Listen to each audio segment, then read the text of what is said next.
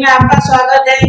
इस चैनल को सब्सक्राइब कीजिए, लाइक कीजिए और अपने फ्रेंड्स के साथ शेयर कीजिए। बच्चों, इसके पहले का भाग है, जरूर देखिए। आपको भाग 1 का लिंक डिस्क्रिप्शन बॉक्स में मिल जाएगा।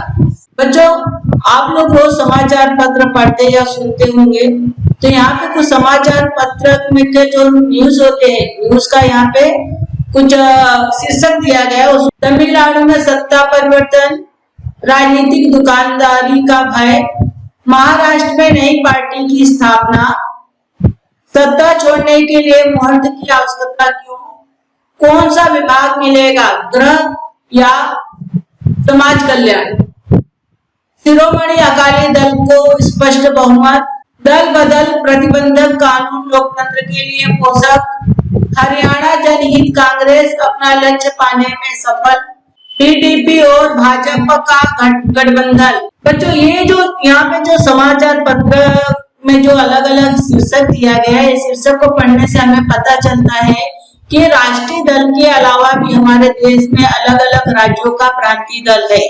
जैसे गुजरात का प्रांतीय दल, महाराष्ट्र का प्रांतीय दल। जैसे महाराष्ट्र का मैं उदाहरण देती हूँ, महाराष्ट्र के प्रांतीय दल में जैसे शिवसेना हो गया, तो शिवसेना दल जो है महाराष्ट्र का दल है। मनसे है ना, मनसे का नाम तुम लोग सुना है ना, तो मनसे जो दल है ये भी प्रांतीय दल है। इसी प्रकार राजस्थान, गुजरात, महाराष्ट्र, उत्तर प्रदेश, पंजाब, सब देश का अलग अलग दल होता है, उसे हम प्रांतीय दल कहते हैं। आपने समाचार पत्र में से बहुत सारे समाचार पढ़े होंगे। इसमें हमें भारतीय संघ राज्य में विभिन्न राज्यों की राजनीतिक पार्टियों की जानकारी मिलती है। मैंने बताया अलग अलग राज्यों को जो राजनीतिक पार्टी होती है, अलग अलग राज्य जैसे पंजाब, गुजरात, ऐसे वहां की राजनीतिक पार्टियों की हमको जानकारी प्राप्त होती है। ये पार्टियां केवल एक राज्य तक ही सीमित रहती है। जैसे इनका जो वो है खंड राज्य तक ही सीमित रहती है, पूरे देश में ये पार्टी इनका वर्चस्व नहीं होता है। दूसरा विशेषता यह है कि राज्य के कुछ नेता हमें राष्ट्रीय स्तर पे दिखाई देते हैं, तो कुछ नेता जो है राज्य तक ही प्रभावी रहते हैं। ऐसा क्यों? जैसे अभी में जैसे बीजेपी और कांग्रेस, यह देखोगे तो यहाँ उत्तर प्रदेश में भी है, महाराष्ट्र में भी है, गुजरात में भी है, पंजाब में भी है। लेकिन जैसे महाराष्ट्र का अगर हम उदाहरण लेते हैं तो शिवसेना और मनसे, ये जो पार्टी है इसका प्रभाव खाली महाराष्ट्र में है, दूसरे राज्यों में नहीं है। आपके इन्हीं प्रश्नों के आधार पर हम यहाँ प्रांतीय पार्टियों के बारे में अच्छी तरह से जानकारी प्राप्त करेंगे। भारत की चारों दिशाओं में जो फैले राज्य जैसे उत्तर क्षेत्र, पूर्वी क्षेत्र, पश्चिमी क्षेत्र और दक्षिणी क्षेत्र, उस वहां की जो अलग अलग पार्टी है उसके बारे में हम विचार प्राप्त करेंगे। बच्चों, आप सभी को मालूम है कि अलग अलग राज्यों में अलग अलग भाषा बोलने वाले लोग रहते हैं, उनकी परंपराएं और संस्कृति अलग अलग होती है, उनमें अलग अलग प्रकार होती है, अलग अलग भाषाएं होती है, हर एक राज्य का अलग अलग परंपरा होती है। जैसे महाराष्ट्र का अलग रीति रिवाज है, तो यूपी का अलग है, गुजरात का अलग है। हम देखते हैं कि प्रत्येक प्रांत में अपनी अलग स्वतंत्र भाषा होती है। जैसे अभी महाराष्ट्र में मराठी भाषा है, गुजरात में गुजराती भाषा है, पंजाब में पंजाबी भाषा है, तो अलग अलग भाषा होती है अलग राज्य की। प्रदेशों के भौगोलिक रूपों में भी विभिन्नता पाई जाती है। देखा जाएगा तो हर एक राज्य में अलग अलग भौगोलिक का रूप है। जैसे कहीं पे पहाड़ी क्षेत्र है, कहीं पे मरुस्थलीय क्षेत्र है, कहीं पे समुद्री तट है, कहीं पे पहाड़ी क्षेत्र है, ऐसे अलग अलग क्षेत्र पाई जाती है, भौगोलिक रूप में बदलाव पाया जाता है। आपने महाराष्ट्र के विभिन्न भौगोलिक प्रदेशों का अध्ययन किया है। महाराष्ट्र जिस प्रकार मध्य प्रदेश और कर्नाटक से अलग है, उसी प्रकार महाराष्ट्र में भी भौगोलिक सांस्कृतिक विभिन्नता देखने को मिलती है। मैंने बताया कि अलग अलग राज्यों की भौगोलिक स्वरूप अलग होता है, भाषा अलग होता है, धर्म अलग अलग होता है और सांस्कृतिक विभिन्नता भी अलग अलग होती है। अपनी भाषा और अपने प्रदेश के बारे में जब आत्मीयता की भावना बढ़ जाती है, तब कुछ समय के पश्चात अपनी भाषा और अपने प्रदेश के प्रति अस्मिता उत्पन्न होती है। यहाँ पे ये बताया गया है कि जैसे अभी हम महाराष्ट्र में रहते हैं, तो जैसे महाराष्ट्रीयन लोग या मराठी लोग महाराष्ट्र में रहते हैं, तो महाराष्ट्र के प्रति उनके अंदर एक आत्मीयता उत्पन्न होती है और प्यार उत्पन्न होता है भाषा के प्रति। जैसे मराठी लोग बोलते हैं मराठी को मुख्य भाषा बनानी चाहिए और महाराष्ट्र हमारी है, आमची मुंबई, इस तरह से लोगों के मन में भावना होती है, तो अपने प्रांत की भलाई और उसका विकास हो यह बात भी उनके मन में आती है। परिणाम स्वरूप प्रांतीयता का निर्माण होता है। लोग क्रमशः अपने प्रांत की हित और विकास का विचार करने लगते हैं। जो लोग हैं यहाँ के या किसी भी राज्य का, वो सभी चाहते हैं कि हमारे प्रांत का विकास हो, हमारे क्षेत्र राज्य का भला हो, हमारे प्रांत के लोग आगे बढ़े। अपनी भाषा और अपना साहित्य, परंपरा, सामाजिक सुधार का इतिहास, शैक्षिक और सांस्कृतिक आंदोलनों के बारे में गर्व की भावना अनुभव होने लगती है। सबसे पहली बात तो यहाँ के लोगों को अपनी भाषा, जैसे महाराष्ट्र के हैं यहाँ, तो महाराष्ट्र की भाषा, महाराष्ट्र का जो साहित्य, जो ग्रंथ है, जैसे ज्ञानेश्वरी ग्रंथ हो गया, परंपरा यानी गणेश उत्सव हो गया, शिव जयंती हो गया, सामाजिक सुधार का इतिहास, शिक्षा और सांस्कृतिक और जो आंदोलन हुआ उसके बारे में, शिवाजी महाराज ने जो आक्रमण किया उसके बारे में उनको गर्व की भावना अनुभव होने लगती है। इसके कारण भाषाई अस्मिता प्रबल होने लगती है। उनके अंदर अपने भाषा के प्रति गर्व या घमंड उत्पन्न होने लगता है या एक प्रकार का लगाव उत्पन्न होने लगता है। हमारे देश का विकास हो, हमारे यहाँ की साधन सामग्री और रोजगार का अवसर पर हमारा अधिकार हो, इन्हीं भावनाओं से प्रांतीय अस्मिता का उदय होने लगता है।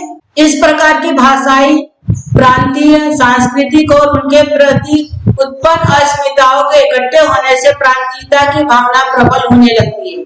अपने देश के प्रति जो गर्व, अभिमान की भावना जो है मजबूत होने लगती है। इसी में से कई बार स्वतंत्र राजनीतिक पार्टियों का निर्माण होता है, तो कभी विभिन्न गुट और आंदोलनों का निर्माण होता है। ऐसा होने से क्या होता है, अलग अलग अपना अपना पार्टी बनाने लगते हैं, जैसे शिवसेना पार्टी हो गई, मनसे पार्टी हो गई। तो इस प्रकार राजनीतिक पार्टियों का निर्माण होता है और लोग सोचते हैं कि हमारे मराठियों का ये निर्माण होगा तो हम अपने देश के, अपने लोगों का विकास हम कर सकेंगे। और कुछ लोग दबाव गुट बनाने लगते हैं और आंदोलनों का निर्माण करके आंदोलन करेंगे, अपने हक के अधिकार के लिए लड़ेंगे। इस प्रकार आंदोलन का भी निर्माण होता है। इन सबका एक ही प्रमुख उद्देश्य होता है, इसका अर्थात अपने क्षेत्र के हित संबंधों का संरक्षण करना। इन सब का खाली एक उद्देश्य होता है कि हमारे यहाँ का विकास हो, हमारे लोगों का भला हो, हमको सारा अधिकार मिले।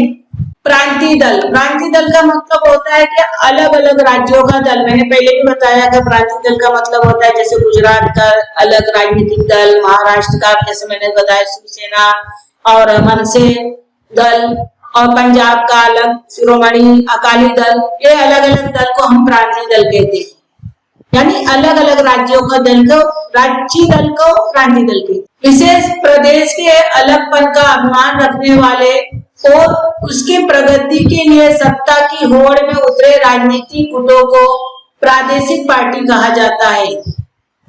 उनका प्रभाव अपने अपने क्षेत्र तक ही सीमित रहता है, फिर भी अपने प्रदेश में प्रभावशाली भूमिका निभाकर वे राष्ट्रीय राजनीति पर अपना प्रभाव छोड़ते हैं।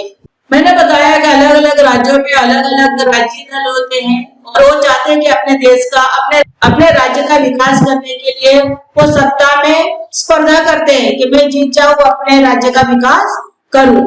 लेकिन इनका जो प्रभाव है सिर्फ उनके क्षेत्र तक ही सीमित रहता है। जैसे महाराष्ट्र का शिवसेना मनसे दल है, उनका जो प्रभाव है वो महाराष्ट्र तक सीमित रहता है, वो दूसरे राज्य तक उनका प्रभाव नहीं रहता। जैसे गुजरात में उनका प्रभाव नहीं रहेगा, पंजाब में उनका प्रभाव नहीं रहेगा। फिर भी वो अपने प्रदेश को प्रभावशाली बनाने के लिए वो राष्ट्रीय राजनीति पर भी अपना प्रभाव छोड़ के, जैसे यह प्रसिद्ध हो जाती है दल और उनका प्रभाव जो है दूसरे क्षेत्र में भी थोड़ा बहुत पड़ता है। प्रांतीय दल अपने प्रदेश की समस्याओं को प्राधान्यता देते हैं। अपने प्रदेश की विकास साधने के लिए उन्हें अधिकारों के बदले स्वायत्तता महत्वपूर्ण लगती है। केंद्र सरकार को सहयोग देकर अपनी स्वायत्तता का क्षेत्र आबादित बनाए रखने का काम ये प्रांतीय दल करते हैं। प्रांतीय दल जैसे महाराष्ट्र है, महाराष्ट्र की जो समस्या होगी वो दूसरे राज्यों की समस्या नहीं हो सकती। अपने अपने देश की समस्या सभी को मालूम है, तो अपने समस्या को वो प्राधान्यता देते हैं। अपने प्रदेश का विकास साधने के लिए, विकास करने के लिए उन्हें अपने अधिकारों के बदले स्वायत्तता महत्वपूर्ण लगती है। केंद्र सरकार को भी सहयोग देकर अपनी स्वायत्तता का क्षेत्र आबादित बनाए रखने के लिए प्रांतीय दल कार्य करते हैं। साथ ही प्रांतीय समस्याओं को प्रांतीय स्तर पर सुलझाया जाए, सत्ता की बागडोर अपने ही प्रदेश के व्यक्ति के हाथ में रहे, प्रशासन और व्यवसाय में उस प्रांत के नागरिकों को प्राधान्यता मिले, इसके प्रति प्रांतीय दलों का आग्रह रहता है। जैसे मैंने बताया कि अलग अलग जो राज्य होती है उनकी समस्याएं प्रांतीय स्तर यानी अपने राज्य में सुलझा लिया जाए, और जो सत्ता का बागडोर है हमारे राज्य में जो हमारा शासन है वो हमारे मराठी लोगों के हाथ में ही रहे, ऐसा उनका मानना है। प्रशासन और व्यवसाय में, जैसे प्रशासन में कोई भी उच्च अधिकारी की नौकरी वगैरह हो तो नौकरी हमारे मराठी लोगों को ही मिले, व्यवसाय में भी हमारे क्षेत्र के लोग ही व्यवसाय करें और उनको प्राधान्यता मिले। ऐसा नहीं कि दूसरे देश के अलग अलग क्षेत्र के लोग आए और यहाँ पर व्यवसाय और नौकरी उनको पहला नाम मिलके यहाँ के लोगों को मिले, इसके लिए प्रांतीय दल जो है आग्रह करता है, कोशिश करता है। भारतीय प्रांतीय दलों का बदलता स्वरूप। स्वतंत्रता के बाद के समय से भारत में प्रांतीय दलों का अस्तित्व रहा है। उनके स्वरूप और भूमिकाओं में कुछ महत्वपूर्ण बदलाव दिखाई देते हैं। पहला, प्रारंभिक समय में प्रांतीय अस्मिताओं को लेकर अलगाववादी आंदोलनों का निर्माण हुआ। स्वतंत्र खालिस्तान, द्रविड़स्तान जैसी मांगों का प्रमुख उद्देश्य संघ राज्य से विभाजित होकर स्वतंत्र राष्ट्र का निर्माण करना था। इस संदर्भ में पंजाब, तमिलनाडु, जम्मू और कश्मीर के कुछ प्रांतीय दलों को उदाहरण दिए जा सकते हैं। हमारे देश को जब आजादी मिली तो आजादी की जो शुरुआत समय में हमारा देश को संघ शासित प्रदेश बनाया गया। हमारे देश में अलग अलग राज्यों को मिला के एक बड़ा संघ शासन बनाने के बाद वहाँ के लोगों को अलगाववादी आंदोलनों का शुरुआत हुआ। इसमें जैसे पंजाब के लोगों ने खालिस्तान का निर्माण करने के लिए प्रयत्न किया। उसके अलावा द्रविड़स्तान जैसे तमिलनाडु जो है दक्षिण साइड के लोगों ने अपना अलग द्रविड़स्तान बनाने की मांग की। ये सभी लोग चाहते थे कि संघ राज्य से अलग होकर उनका अलग राज्य का निर्माण हो। इस संदर्भ में पंजाब, तमिलनाडु, जम्मू कश्मीर के कुछ प्रांतीय दलों के उदाहरण दिए जा सकते हैं। ये सभी लोग चाहते थे कि उनका एक अलग से राज्य बनाया जाए। दूसरा, प्रांतीय दलों की भूमिका धीरे धीरे बदलने लगी। स्वतंत्र राज्य की मांग के बजाय वे अधिकार स्वायत्तता पाने के लिए प्रयत्न करने लगे। स्वायत्तता का मतलब होता है ज्यादा से ज्यादा अधिकार पाने के लिए मांग करने लगे। यह प्रांतीय दलों की विकास यात्रा का दूसरा चरण है। इस चरण की शुरुआत में लगभग 1990 के बाद हुई। 1990 के बाद इनके मन में यह भावना आने लगे भले हमारा राज्य अलग न करे लेकिन हमको ज्यादा से ज्यादा अधिकार दिया जाए। तीसरा, हमारे प्रदेश के विकास के लिए हमारे प्रदेश के नागरिकों को राज्य और केंद्र में सत्ता मिले, ऐसी भूमिकाएं प्रांतीय दल अब लेने लगे हैं। उदाहरण शिवसेना और तेलुगु देशम। ये चाहते हैं कि हमको राज्य में भी अधिकार मिले और पूरे देश में भी हमको हमारा अधिकार मिले, हमारा प्रभाव रहे। चौथा है, पूर्वोत्तर भारत के प्रांतीय दलों के विकास के लिए एक विशेष दृष्टिकोण दिखाई देता है। इन प्रदेशों के राजनीतिक दलों ने देश से विभाजित होने की मांग छोड़ दी। इन्होंने जो मांग थी कि हम देश से अलग हो जाए, हमारा अलग राज्य हो, ये मांग उन्होंने छोड़ दी और वे अधिकाधिक स्वायत्तता यानी ज्यादा से ज्यादा अधिकार की मांग करते हुए हमें दिखाई देते हैं। पूर्वोत्तर भारत के सभी प्रांतीय दल धीरे धीरे प्रमुख राष्ट्रीय प्रवाह में आने लगे। संक्षेप में अगर हमें कहना हो तो भारतीय प्रांतीय दलों की यात्रा अलगाववाद, स्वायत्तता और प्रमुख राष्ट्रीय प्रवाह में शामिल होना जैसे चरणों में दिखाई देती है। पहले तो इन्होंने मांग की कि हमारा राज्य अलग कर दिया जाए, उसके बाद इन्होंने मांग की कि हमको ज्यादा से ज्यादा अधिकार दिया जाए, और फिर इनका मांग ये हुआ कि हमको हमारे राज्य के अलावा राष्ट्र में भी हमको शामिल किया जाए। मैंने क्या बताया कि अलग अलग राज्यों का प्रभाव अलग अलग राज्यों तक, मतलब उस राज्य की सीमा तक ही उनका प्रभाव रहता है। तो ये क्या चाहते थे, हमको पूरे भारत देश में उनका प्रभाव हो, उनको अधिकार मिले।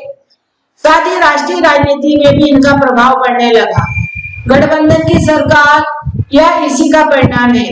भारत में कई प्रांतीय दल है, भारत में बहुत सारे प्रांतीय दल है, सभी प्रांतीय दलों की जानकारी देना यहाँ संभव नहीं है, इसलिए हम भारत के पूर्व, पश्चिम, दक्षिण और उत्तरी क्षेत्र के जो प्रतिनिधि दल है उसके बारे में हम जानकारी प्राप्त करेंगे। कुछ प्रमुख क्षेत्रीय, देखो बच्चों, राज्य, क्षेत्रीय या प्रांतीय सभी का मतलब एक ही होता है। तो यहाँ पे कुछ प्रांतीय दल दिए गए हैं, उसकी जानकारी यहाँ पे दिया गया है। सबसे पहले हम शिवसेना के बारे में पढ़ेंगे। शिवसेना महाराष्ट्र की दल है। शिवसेना महाराष्ट्र की प्रमुख राजनीतिक पार्टी है। इसकी स्थापना 1966 में हुई। मराठी लोगों के अधिकारों की रक्षा करना, मराठी भाषा का संवर्धन करना और पर प्रांतियों का विरोध, जो अलग अलग प्रांत से गुजरात, उत्तर प्रदेश, पंजाब के लोग आते थे, उनका विरोध करना। 1995 ईस्वी में भारतीय जनता पार्टी से गठबंधन करके शिवसेना पहली बार महाराष्ट्र में सत्ता में आई। 2014 ईस्वी के चुनाव के बाद महाराष्ट्र में भाजपा के साथ सत्ता में सहभागी हुई। 2019 में हुए चुनाव के बाद कांग्रेस पार्टी और राष्ट्रवादी कांग्रेस पार्टी के साथ महागठबंधन करके महाविकास आघाड़ी के रूप में सत्ता में सहभागी हुई। दूसरा प्रांतीय दल यहाँ दिया गया है, पंजाब का प्रांतीय दल शिरोमणि अकाली दल। शिरोमणि अकाली दल पंजाब का महत्वपूर्ण प्रांतीय दल है। इसकी स्थापना 1920 में हुई। यह दल जो है धार्मिक और प्रांतीय अस्मिता के संवर्धन करने को प्राथमिकता देता है, यानी धर्म को ज्यादा महत्व देता है और अपने जो प्रांतीय क्षेत्र है उसका विकास करना, उस पर गर्व करना, उसका संरक्षण करना, इसको ये प्राथमिकता देता है। पंजाब में कई वर्षों तक यह सत्ता में रहा। उसके बाद तीसरा जम्मू कश्मीर नेशनल कॉन्फ्रेंस। यह जो दल है कश्मीर का प्रमुख प्रांतीय दल है। इसकी स्थापना 1932 में हुई। कश्मीरी जनता के जो हित संबंध है उनका भला करने के लिए यह दल जो है हमेशा प्रयत्न करता है। यह अधिकारों के संवर्धन के लिए प्रयत्नशील रहता है यह दल। चौथा प्रांतीय दल है असम गण परिषद। 1985 ईस्वी में सरकार के साथ हुए समझौते से असम अनुबंध किया। अनुबंध करना मतलब समझौता करना, और 1985 में इसकी स्थापना हुई।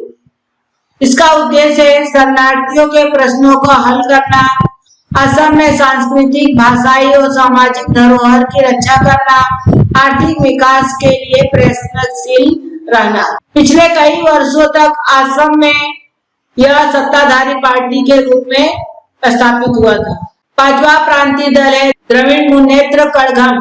यह दल 1920 ईस्वी में ब्राह्मणेतर आंदोलन जस्टिस पार्टी का परिवर्तन द्रविड़ मुन्नेत्र कड़घम इस राजनीतिक दल में हुआ।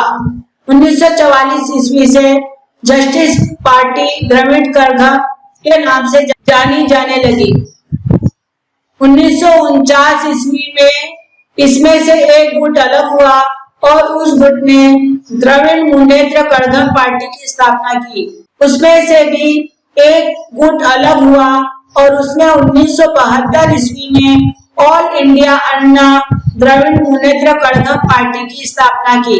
यानी इसमें एक ही पार्टी में से 3-4 पार्टी बनाई गई। तमिल अस्मिता के संवर्धन का प्रयत्न करना यह इसका उद्देश्य है। केंद्र की गठबंधन सरकार में भी कुछ समय तक यह सहभागी रही है। सभी स्तरों के मतदाताओं का पार्टी को समर्थन, दीर्घ काल तक सत्ता में रहने के कारण कई उपाय योजनाओं को कार्यान्वित किया। भारत के प्रत्येक राज्य में कई प्रादेशिक दल कार्यरत है। उन्होंने अपने अपने राज्य की राजनीति पर प्रभाव डाला है। उसके एक उदाहरण के रूप में महाराष्ट्र के प्रांतीय दलों का 2 चुनाव के संदर्भ में कार्य निम्न तालिका में दिया गया है। देखो बच्चों, यहाँ तालिका दिया गया, तालिका में पार्टी का नाम और इसके बगल में दिया गया प्राप्त स्थान।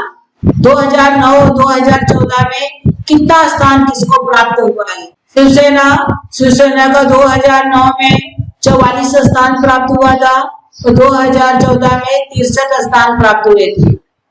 महाराष्ट्र नवनिर्माण सेना, जिसको 2009 के चुनाव में 13 स्थान प्राप्त हुए थे और 2014 के चुनाव में 1 स्थान प्राप्त हुआ था। शेतकरी कामगार पार्टी को 2009 में 4 स्थान प्राप्त हुए थे और 2014 में 3 स्थान प्राप्त हुआ था। भारत बहुजन महासंघ को 2009 के चुनाव में 1 स्थान और 2014 में भी 1 स्थान ही प्राप्त हुआ था। भारतीय रिपब्लिकन पार्टी, इसको 2009 में 1 भी स्थान नहीं प्राप्त था और 2014 में भी 1 भी स्थान प्राप्त नहीं हुआ। समाजवादी पार्टी को 2009 में 4 स्थान प्राप्त हुआ और 2014 में 1 स्थान प्राप्त हुआ। बहुजन विकास गठबंधन को 2009 के चुनाव में 2 स्थान प्राप्त हुए थे और 2014 में 3 स्थान प्राप्त हुए थे। राष्ट्रीय समाजवादी पार्टी को 2009 में 1 स्थान प्राप्त हुआ और 2014 में 1 स्थान प्राप्त हुआ। ऑल इंडिया मजलिस इत्तेहादुल मुस्लिमीन 2014 में 2 स्थान प्राप्त हुए थे। जन सुराज्य शक्ति, इसको 2009 में जो चुनाव हुआ था 2 स्थान प्राप्त हुआ और 2014 में 1 भी स्थान नहीं प्राप्त हुआ। लोक संग्राम, इसको 2009 में 1 स्थान प्राप्त हुए और 2014 में 1 भी स्थान प्राप्त नहीं हुआ। स्वाभिमानी पार्टी को 2009 के चुनाव में 1 स्थान प्राप्त हुआ और 2014 में 1 भी स्थान प्राप्त नहीं हुआ। प्रस्तुत पाठ में हमने भारत के राष्ट्रीय और प्रांतीय स्तरों के राजनीतिक पार्टियों की समीक्षा की है, उनके बारे में हमने पढ़ा और जाना समझा। अगले पाठ में हम राजनीतिक आंदोलनों का हमारे जीवन में क्या महत्व है उसकी जानकारी हम प्राप्त करेंगे।